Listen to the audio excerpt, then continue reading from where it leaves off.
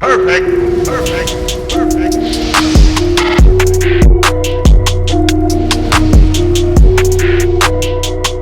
What is going on, everybody? I go by RB, and this is Philly Take with RB. You guys know what to do. Go ahead and smash that like button, hit the subscribe if you're new, and ding the notification bell so you're instantly notified whenever I upload or go live. Today, we are back discussing more on the Sixers after they beat the Boston Celtics. A lot of things that we can talk about, some things we can expand on. I'm not going to put too much stock in a preseason game, but man, it was definitely exciting. Now, first and foremost, I do want to thank everybody one more time for this channel achieving 5,000 subscribers, man. A lot of hard work, but shout out to everybody that continues to support and come out. The only way to go is up, so I truly appreciate it. There will be a giveaway now that we are at 5K subs. I will announce it on my live play-by-play stream on Friday, and then therefore after on a couple videos, and I'll tell you guys how to enter and do all that good stuff.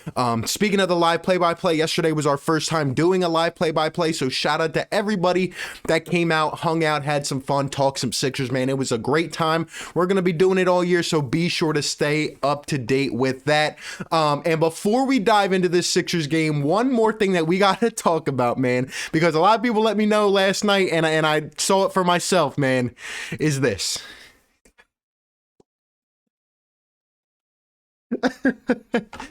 Oh my gosh, man. This is the guy that everybody wants to trade 3 first-rounders and Ben Simmons for. People are making fun of him on Twitter. They're saying, man, he had a great Thanksgiving. He ate well this past month. They're saying this man looks like Jason Peters. Jason Peters, to me, he looks like Rick Ross. Oh. This is some funny stuff. This is the guy we want to mortgage our future for. The Harden rumors to Philly are dead, just like that dead weight, man. No James Harden anymore. Look, he's still a good player. He's a prolific scorer, but come on, this man put on some weight in the offseason, didn't he? That is some funny stuff. I did not expect that whatsoever, but anyway, man, getting into this Sixers game, my biggest takeaways from this game, and again, I'm not going to put too much stock into a preseason game, but it's how the Sixers played. They played with speed, they played with spacing, and they played tough. They played intensified, and I loved it. That was all I was looking for. They were also in shape. They were in shape. These Sixers guys were running up and down the floor. Even though there was a limited preseason, I'm like, wow, like some of these guys actually look good. Furkan was slimmed down. Joel Embiid was slim, man. He looked a lot quicker, and there was 2 plays where he cut to the basket when Ben Simmons had it at the top of the arc, and man, Joel Embiid looked a lot faster, and he's been talking about it. So look, I think Joel Embiid's in shape, man. I love it. Shake Milton came back, put on some weight. We're going to talk about all these guys, but man, this team looked conditioned, and I'm looking for them to build on it going forward into the future. There was a lot of spacing. Danny Green and Seth Curry coming around these dribble handoffs from Joel Embiid, coming off double screens from the corner, man. It looked beautiful. It looked like we had taken a step back 3 years ago. I absolutely loved it, man. The offense was flowing decently at times in this game. The defense, I told you, we're going to be a defensive identity type of team. This defense looked sharp, man. They look sharp. Jason Tatum, 4 for 13 from the field. Jaylen Brown, 1 for 11. And you had your big dog sticking these guys, and they did well. They did well. It wasn't perfect. It's not going to be perfect. I don't even think we're going to get, a perfect Sixers team or even close to it for 10 to 20 games into the regular season. But they're showing promise, and they played together. Again, they played hard, crashing the rebounds. I think we tied rebounds with Celtics, but man, we were playing hard. It doesn't matter who it was. Someone in the starting lineup, from Tobias Harris, Joel Embiid, all the way to someone like Dwight Howard on the bench. These guys played hard. They played intensified. And there was spacing, and there was speed. There was just more speed. I would attribute it to the guard play that we haven't had in a couple years. And we got some guards to talk about, which kind of leads us into our next point here. Man, oh man, Shake Milton. Can we just take 1 second to look at this?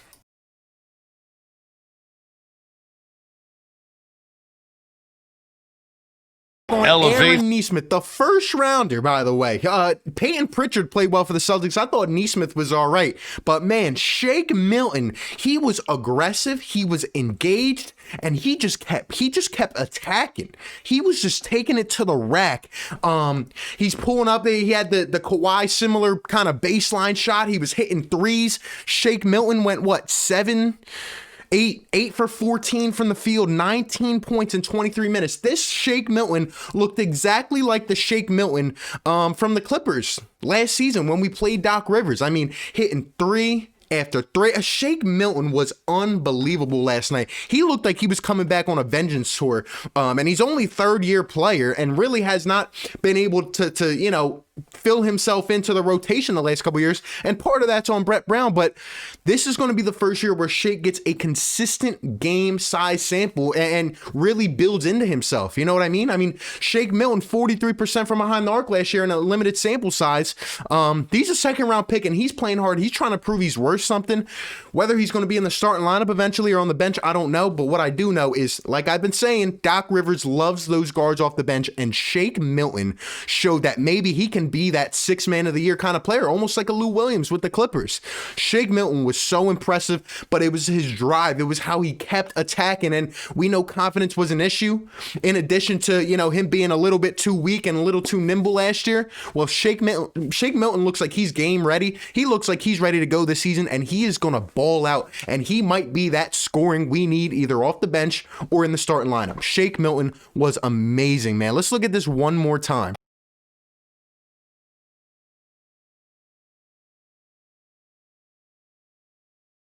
Tweeted out, said he came back different. No doubt about it, man. Shake Milton, this guy is, he put on, everyone was saying he put on 15 pounds of weight. He must have put on at least 10 because he just looks more physical and more athletic. And I can't wait to see what he does. He is going to be a guard that we can plug in next to Ben Simmons and see what he can do. Now, speaking of Ben Simmons, man, a lot of people came into the stream. They were hating on Ben Simmons. Listen, as Ben Simmons says here after the game, and you know, kind of a slight shot once again at Brett Brown. He's kind of been doing this throughout the training camp so far, but he says Doc Rivers has been great letting them play and telling them to push the ball up the court. He's going to be honest and he's going to keep it real, which Brett never did. He says, I love it. I love that Doc is making me aggressive and having me push the pace. Look, the way that Ben Simmons played yesterday, a lot of people were pissed off. He had 10 points. All right. He had what? 2 rebounds, 6 assists, couple steals. Ben Simmons contributed from a lot of different angles. He was guarding Jason Tatum, did a stellar job. People were just mad because he didn't take the shot. There were videos before the game of him shooting mid-range and some corner threes, and people were like, when is it going to come? When is it going to come? Listen, here's what I'll say. I understand from both sides. I want Ben Simmons to shoot the ball. I think for the Sixers to eventually be a contender, he has to at least have a corner jump shot or take him when it's open or have a 10-foot jump shot. He has to have something to make the defense hold him accountable and make him hold him honest. Honestly, Ben Simmons needs some type of shot eventually.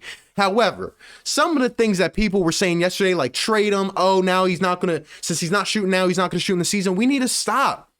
Us Sixers fans need to stop. I am not going to put everything into one half of a preseason game to determine whether Ben is going to feel comfortable in this offense and on this team. Let's stop it, man. Come on. Come on. I mean, in that case, Jason Tatum, like I said, 4 for 13, and Jaylen Brown 1 for 11. In that case, they're not any good, right? Because they didn't perform in one half of a preseason game. Let's stop it, man. Ben Simmons will be all right. He's going to contribute in a lot of different ways, and that's the last thing he has to get over the hump. Some people are saying, oh, he's never going to be this, never going to be. He's 24. Again, relax. If we are halfway through this season, if we are 60 games through this season and Ben has not taken a 3, then you have the validity. Then we can start talking about it. But come on, one half of a preseason game. In my opinion, there was nobody really that played bad yesterday outside of maybe Furkan Korkmaz. I mean, everybody showed promise. Danny Green, 4 steals in the first quarter. Seth Curry had a couple shots and looked comfortable roaming around screens. Even backups like Dwight Howard, he was playing strong and physical. I loved what I saw. The leadership, the getting hype on the bench. I loved it, man, off the bench from a guy like Dwight.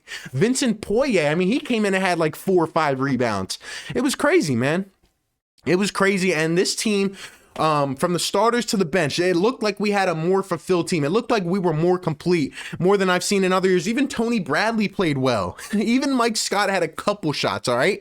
I don't think anyone played terrible given the circumstances. I think there's a lot to look forward to. The last guy we must talk about is Tyrese Maxey. Tyrese Maxey.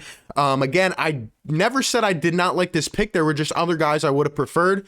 I'm looking for Tyrese to work on his shot, and one thing I do know is his work ethic is great. The kid works hard, and the way that he played yesterday gave me so much hope. He showed me almost more than Markelle Fultz ever showed me as a Sixer. I'm being honest, because the one thing that absolutely stood out from when Maxey came into the fourth quarter, I knew he wouldn't get a lot of run this game because of the whole virus situation, and he started camp late, but he was athletic. He was moving so fast. His stop and go, his burst to the right, just the way he was able to speed past defenders. His floater looked beautiful.